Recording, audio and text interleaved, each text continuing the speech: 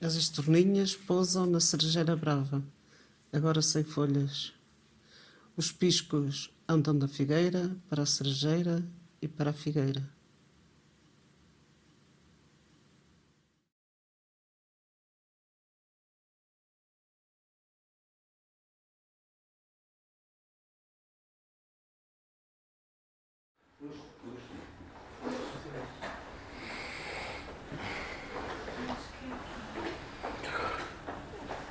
Então,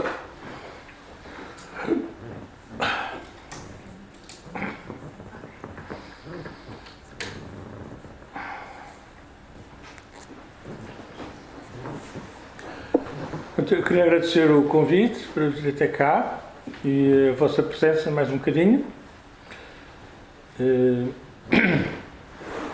Eu fiz muito trabalho de casa, mas não dá para usar, tem de ser mãos livres.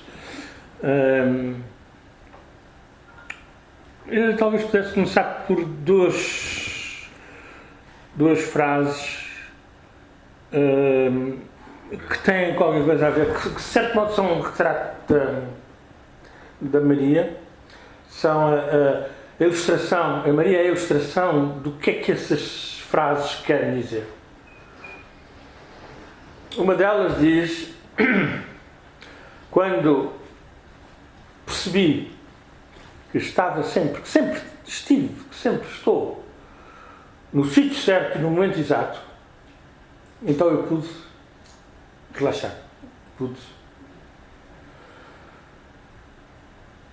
Eu penso que a Maria, ela demonstra o que isto quer dizer, que é complicado. A gente normalmente tem todos os géneros de opiniões, julgamentos, gosto disto, não gosta daquilo, e é muito confuso. Ora, será possível a gente olhar para a realidade e para si próprio, sem julgar, sem opinar, e para além do gosto, do gostar ou não gostar? Se nós pusermos isto de lado, o que é que acontece? Acho que há todo um mundo que se abre. Não sei se acham que isto faz sentido, se não faz. A outra frase é o seguinte: é que nós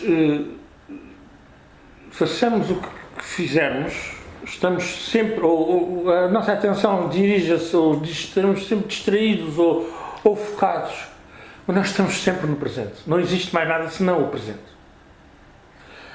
Isto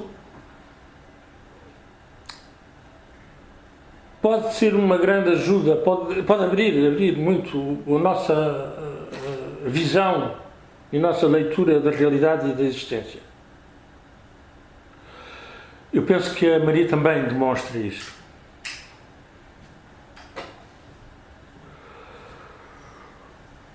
Não sei se querem fazer alguma pergunta.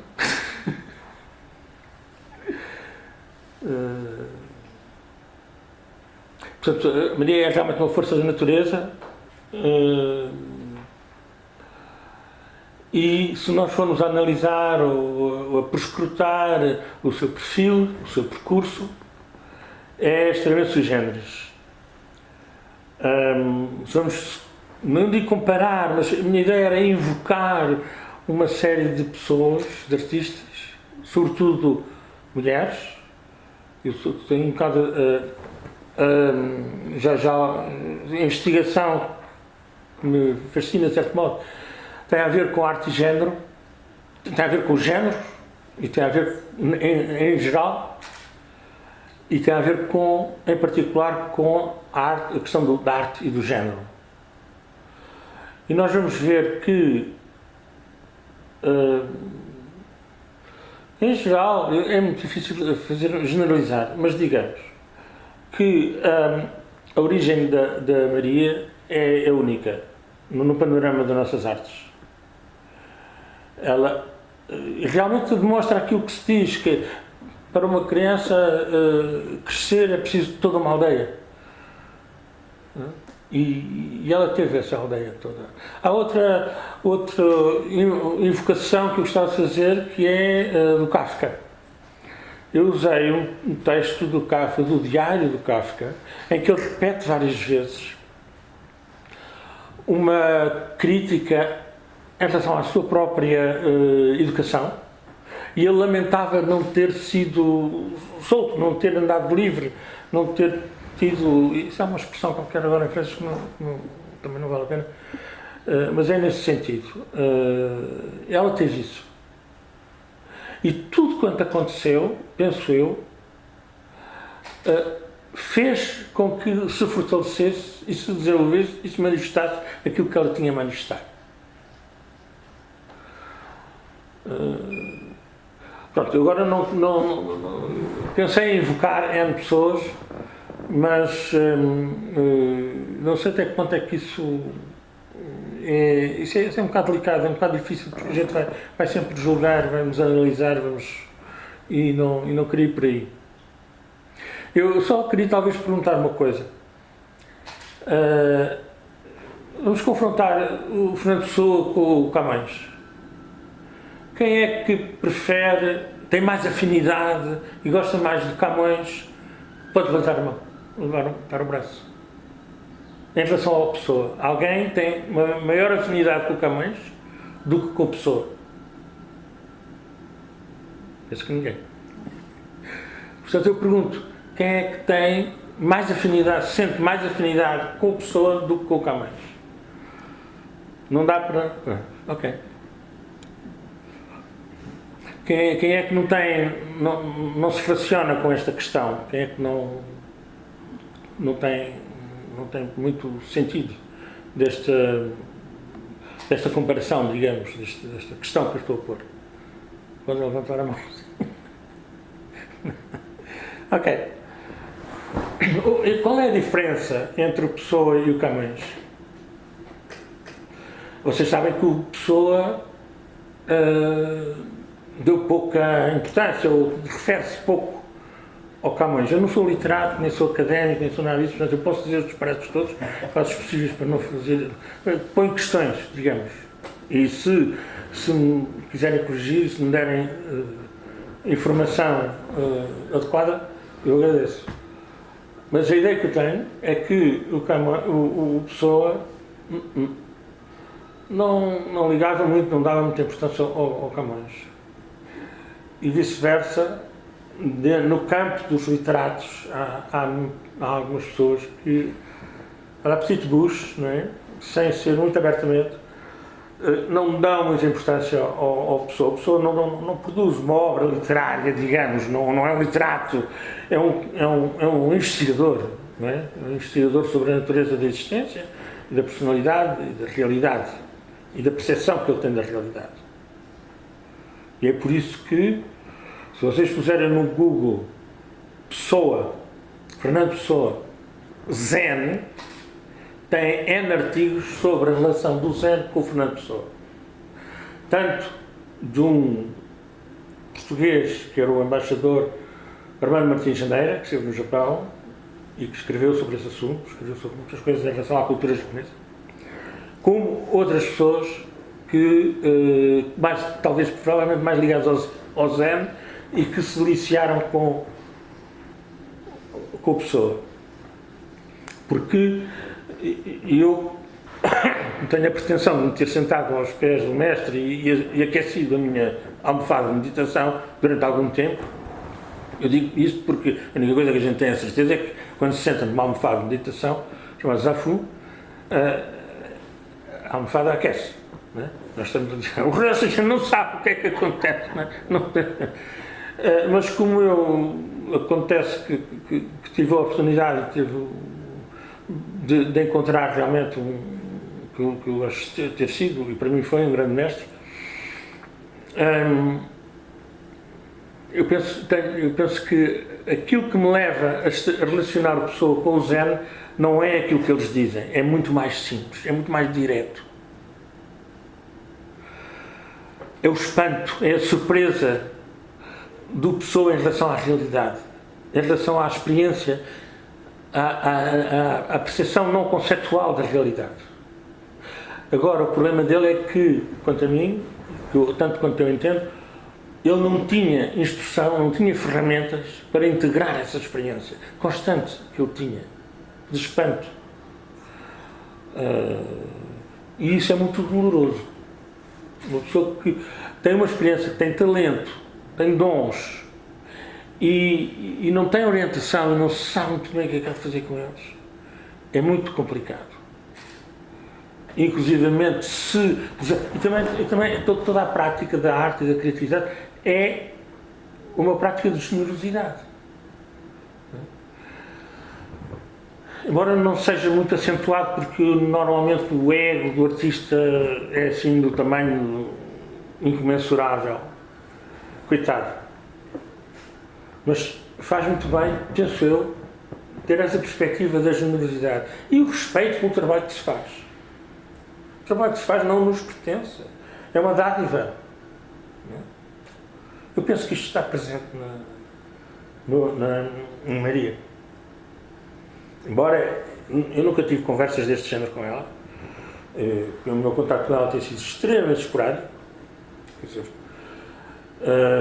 mas penso que há uma grande afinidade. Aliás, a fotografia que eu escolhi quando foi a inauguração, nós temos o mesmo saco de tiracolo, não temos saco de dorso, temos o mesmo saco de tiracolo. E é assim, outra coisa que eu acho que é muito próxima. E daí, pronto, se calhar foi bom a gente não estar muito próximo para ela poder crescer e desenvolver-se e afirmar-se, de facto. Eu só queria talvez invocar, eu não sei se isto faz sentido, mas invocar dos dois personagens femininos, não portugueses. Os outros é muito fácil vocês porem em paralelo, mais do que comparar, não se trata de comparação. Mas, portanto, eu queria falar de duas artistas.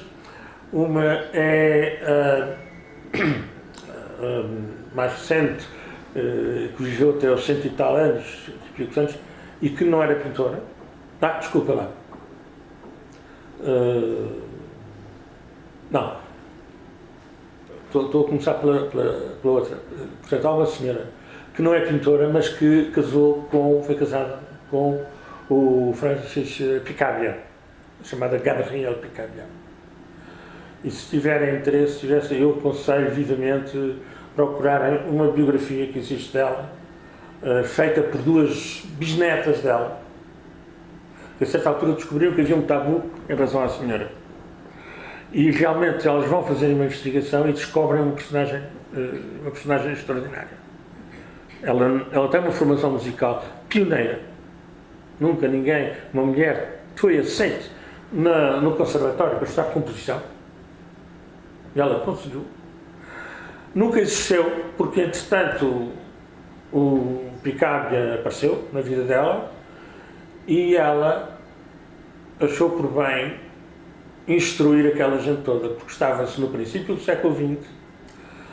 O Picabia já tinha feito para aí 400 quadros impressionistas e não sabia para que lado se havia de virar, nem ele nem ninguém.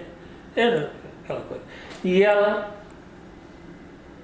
fez praticamente voto de orientar e instruir aquela cambada de pintores de Paris naquele momento excepcional, e foi o trabalho dela. Ela inclusive depois também foi extremamente influente em relação ao Duchamp, e portanto há personagens assim, quer dizer, que são chave e que são desconhecidos. O caso da Maria também, o facto dela só agora é que está aparentemente a começar a sair de um círculo estreito,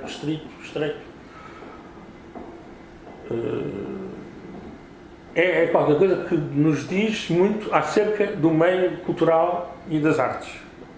A dificuldade que é de olhar para além dos cânones, para além das carreiras e olhar realmente para o que se passa. A outra senhora que esteve, que viveu em Nova Iorque, no meio, e conhecia toda a gente, a New World, tudo por aí fora. Boas famílias, origem francesa, Louise Bourgeois. ela só com muita idade, agora não sei exatamente, mas aí com 80 anos, a coisa que vale é que começou a ser, é que as pessoas começaram a conseguir olhar para as coisas que ela andava para ali a fazer. Portanto, isto é um fenómeno corrente. Há outros casos em que só depois de morrer é que são descobertos. Né? É como ao descobrir, é como aquela frase que se diz que Portugal deu novos mundos ao mundo. Isto é um disparate daqueles broncos que não se pode aceitar. Quer dizer, continua-se aí a gente a babar-se com isso. Isto é da maior ignorância, do maior desplante, não sei como é que sei dizer.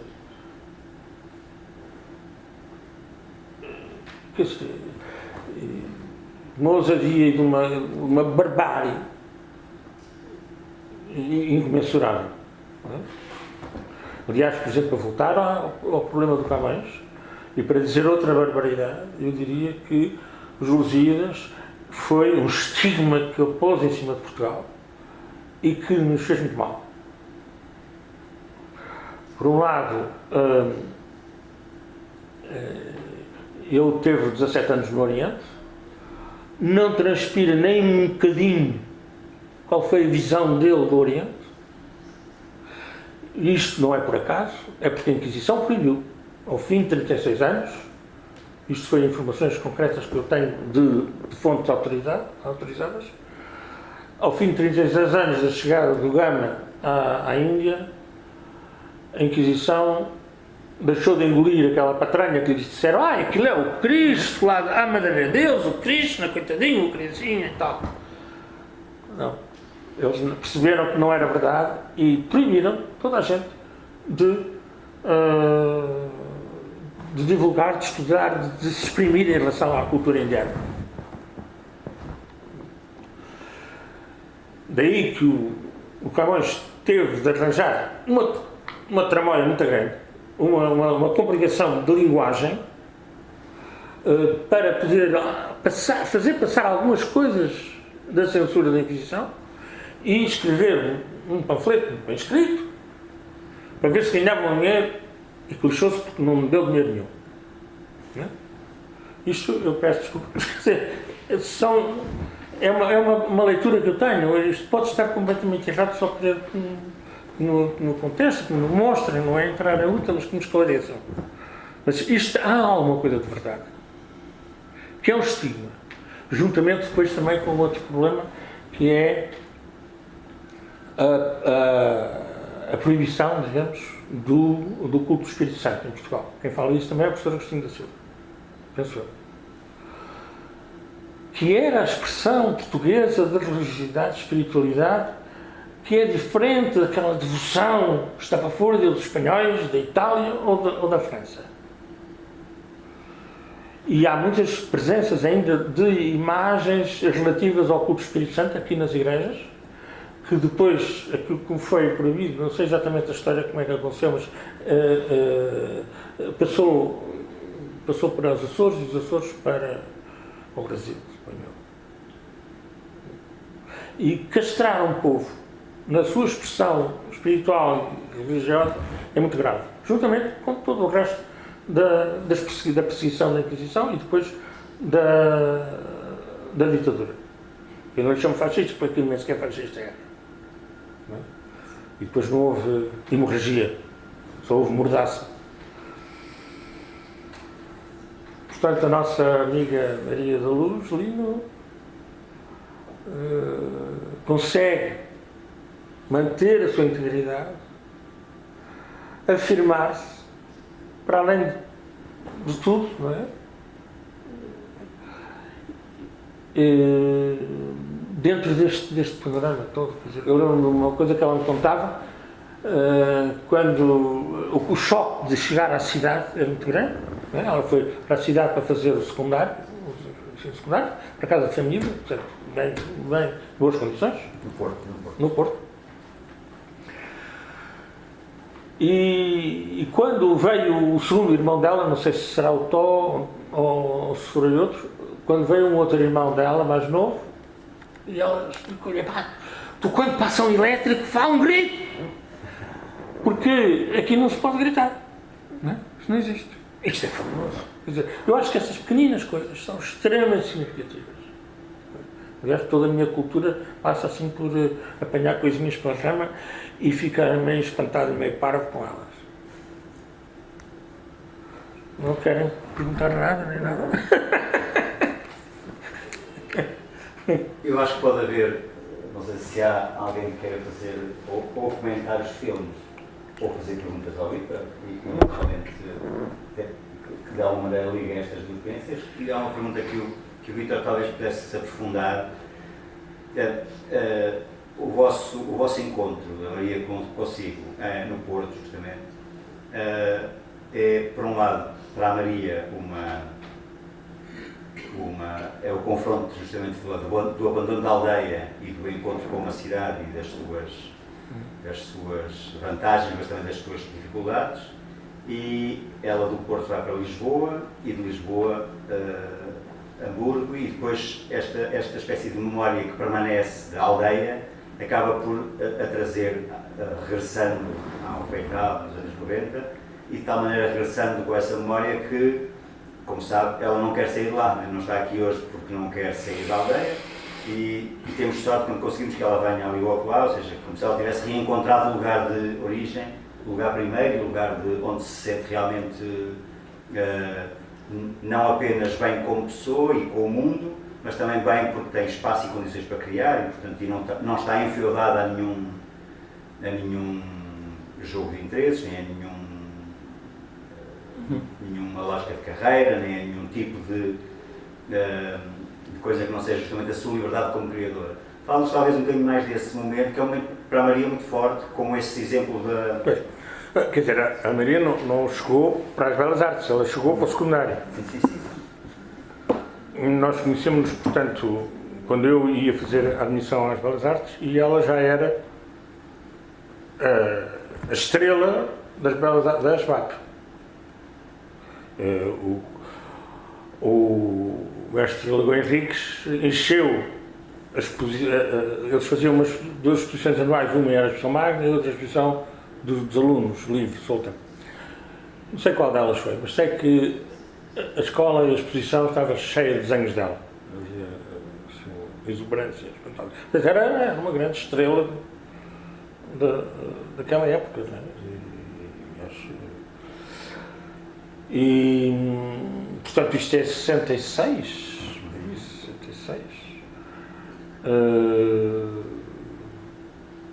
Portanto, nós vivemos juntos durante 3 anos, casamos, etc. E ao fim desse tempo, durante esse tempo, quer dizer, frequentei o Feital, etc. E o que acontece é que, de certo modo, ela pode fazer tudo o que quiser, ela pode sair e pode voltar, porque ela transporta a aldeia com ela, que era uma coisa que eu nunca percebi nessa altura.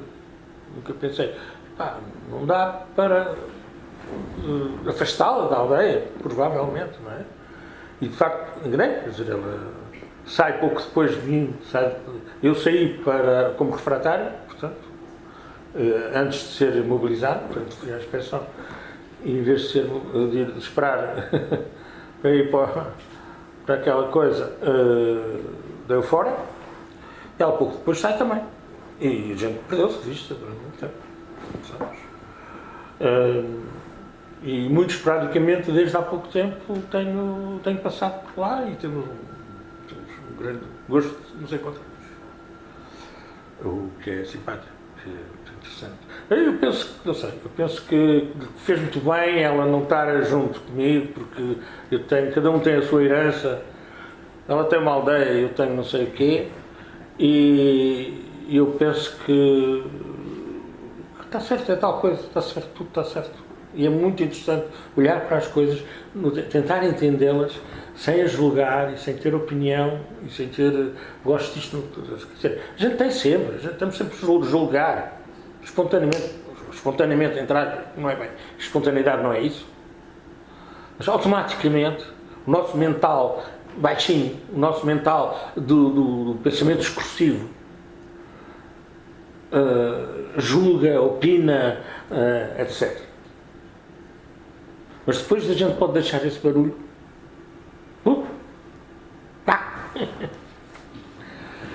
E depois, como é? Uau, blue sky.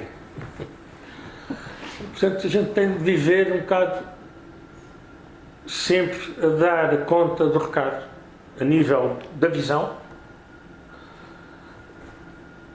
a visão que tudo inclui, e a atenção dirigida ao mais pormenor de todo o pormenor da ação. Eu penso que a Maria faz isto espontaneamente e sem ter conversas destas, não é? Para mim, isto dá-me imenso trabalho para poder dizer estas frases agora. E posso dar a bibliografia, posso dar as receitas todas que quiserem. Não é nada inventado. É aquilo que eu entendi daquilo que eu encontrei de mais precioso. E que a maior parte das pessoas da minha geração e do meu grupo sociocultural não sabem o que isso é. Nunca vi ninguém vir sentar-se aos pés de um mestre. Credo. Gostam muito de Tantra. Têm uma boa biblioteca de Tantra. Alguma vez estudaram e praticaram a circulação de energia no corpo e a relação da sexualidade com a espiritualidade e com os estados alterados de consciência? Eu nunca vi ninguém. Nos meios que eu frequento e nos trabalhos que eu tenho feito, não encontro ninguém das artes, nem da cultura. E quando encontrei casualmente, agora não vou dizer também quem, mas é com uma rigidez tão grande, uma falta de humor tão grande, que não percebo. Quer dizer, é como há casos assim, supostamente, não sei se é o Schopenhauer, se é outro parecido, que se reivindicou do budismo para justificar a sua própria filosofia. Portanto, de certo modo, ele abriu as portas do Ocidente ao estudo do budismo e ao mesmo tempo fechou. Porque pôs o budismo ao serviço da conversa dele.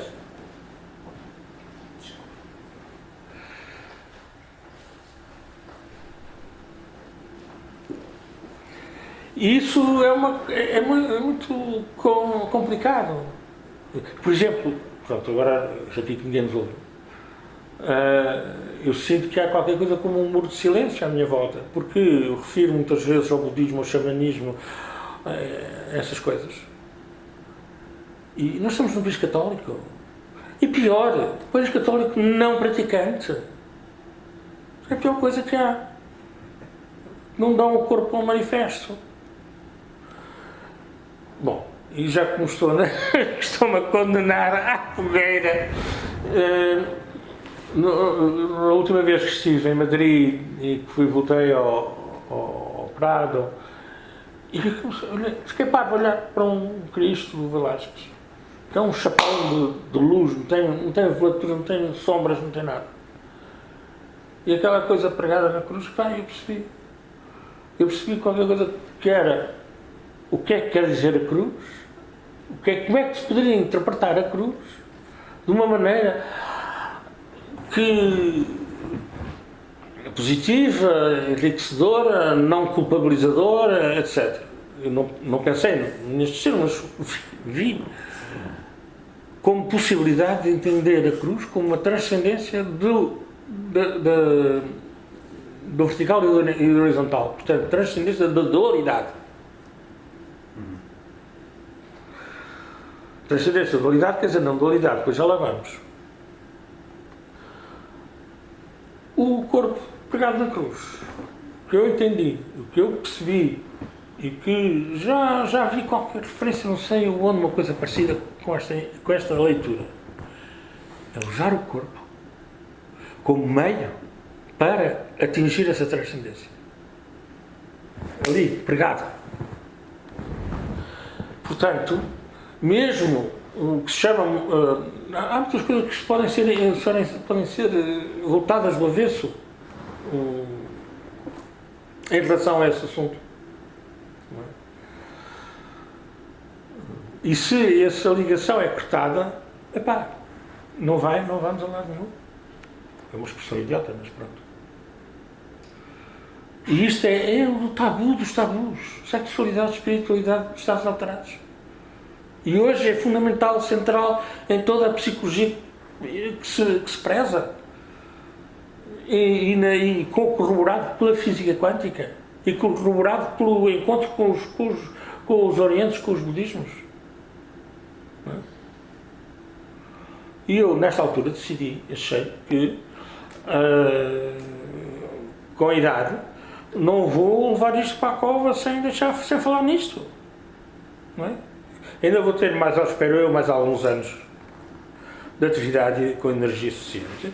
E não vou fazer divulgação nem missionário, mas não vou esconder também. Aliás, que nunca escondi. Eu encontrei o mestre Zen nos anos 80, meados dos anos 80, quando eu estava de caminho para regressar a Portugal, quando eu estava sentia a necessidade de suspender o meu trabalho e deixar de estar.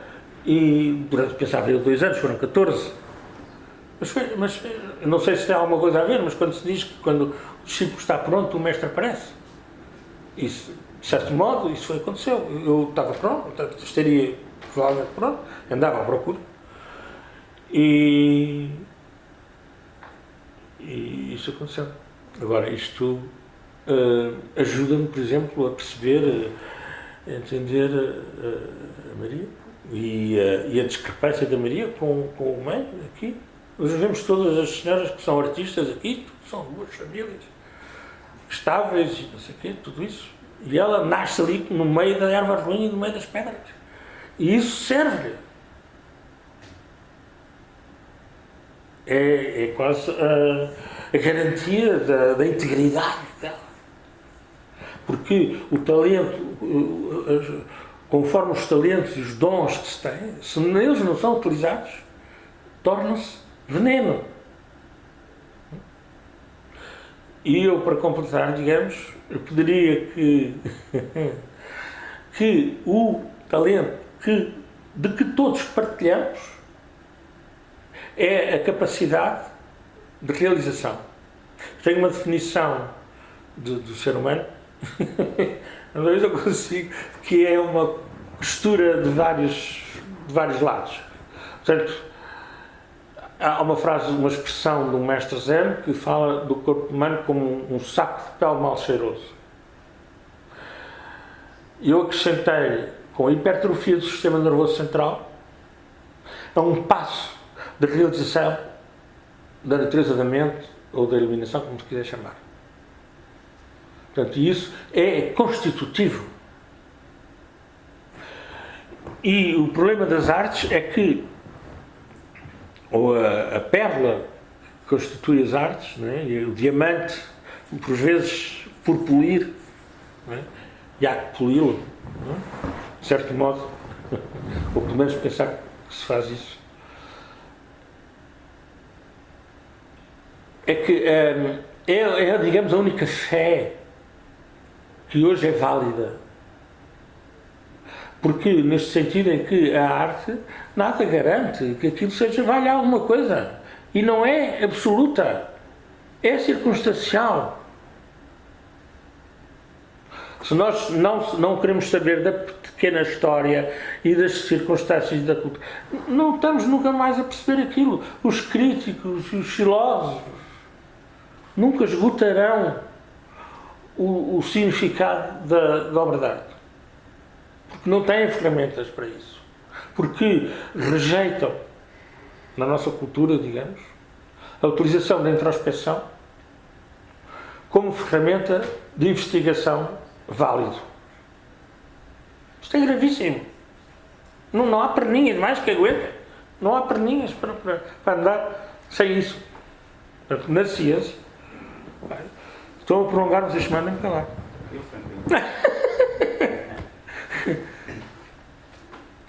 É interessante que faça assim essa genealogia, ou seja, que assinale o facto da Maria não pertencer a uma elite, a uma estirpe, etc. E estava a pensar... Uma família com biblioteca. Estava a pensar que uma das... Isso dá um relevo particular a este filme, não é? Este filme, justamente o filme precioso. Do pai, é justamente esse reencontro com e a afirmação desta. E a qualidade do filme. Ela de certeza que, desculpe interromper, de certeza que ela deu instruções ao câmara e à montagem em relação aos planos subjetivos, etc. Planos belíssimos, não é? Há um plano de uma vaca que é espantoso. Há muitos planos de vacas, mas há um que é extraordinário. As mãos, etc. Depois há o personagem do pai que é extraordinário, e que também está muito visível, muito saliente. Portanto, isto do ponto de vista da câmara e do ponto de vista da montagem tem um tempo perfeito. Se eu me lembro bem, eu ponho até entre parênteses que ela é uma emanação dos artistas de Foscoa. Aliás, aquilo foi descoberto, já ela era a Maria Lino, não é? Mas ela, que eu saiba, ficou muito contente com aquilo, religioso muito com aquilo, com aquela proximidade. E para mim faz imenso sentido pensar que ela é uma emanação dos artistas de Foscoa. Aliás, por exemplo, um dos textos que eu estive a compilar textos, portanto, e depois a pensar estruturar isso para esta conversa, etc. E é muito bom usar a boleia de uma coisa destas para fazer um trabalho, de outra maneira a gente deixa correr. Então pus junto uma historinha que eu escrevi para a minha neta, que hoje tem 10 anos, ela tinha 9, de um artigo que eu descobri na internet, né, e que já desapareceu muito pouco tempo depois, em que tinham analisado as marcas das mãos em Lascaux, nas grutas, etc. E descobriram que são mãos femininas. Portanto, e além de que hoje em dia há uma quantidade de trabalho a ser feito em relação à reinterpretação das pinturas rupestres. Porque aquelas interpretações do princípio com o AB não sei quantos não dá para brincar, não há paciência. Aquilo tem-se de estudar muito bem o comportamento e a mentalidade dos grupos, dos últimos resquícios que existem ainda, caçadores-coletores, e ter a humildade e a capacidade de entrar em contato com tudo quanto é xamanes que ainda existe no nível todo do globo, desde a Sibéria, a Austrália, a Amazónia, a América do Norte, ao Canadá, à África. E nós estivemos por tudo quanto é lado e fizemos vista grossa em relação às culturas locais. Sejam culturas extremamente sofisticadas e muito mais avançadas que a nossa em muitos aspectos, como a Índia, o Japão e a China, para já pelo menos, a África, ignoramos aquilo tudo, não temos nada a ver com aquilo, queremos cristianizá-los, não é? Brasil, a mesma coisa, e eles sobreviveram. E por vezes em fórmulas ecléticas muito curiosas.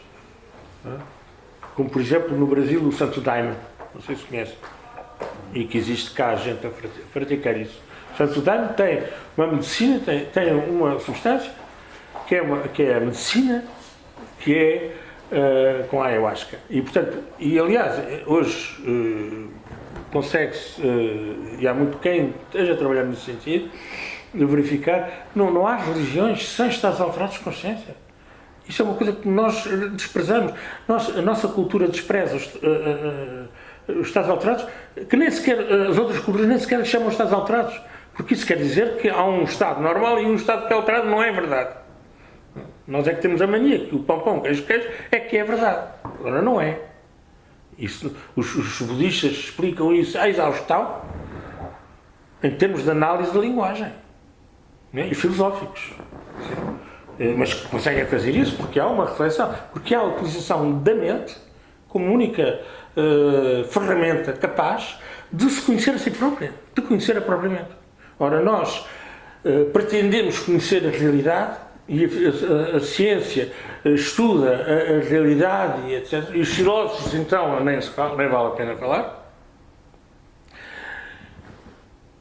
E nunca se dão ao trabalho de estudar, de se sentar, de ouvir quem foi extremamente mais dotado do que nós e que foram até ao fundo da questão e vieram contar como é e como é que se lá chega e fazem favor agora de experimentar, porque isto não é uma coisa de acreditar ou não acreditar, não há dogma, há uma demonstração em que é que consiste e como é que cada um pode verificar. Senão não faz sentido, não me interessa por nada. Senão é como eles dizem, ler o menu do restaurante não mata a fome. Ou como eu digo, ver revistas pornográficas não faz meninos.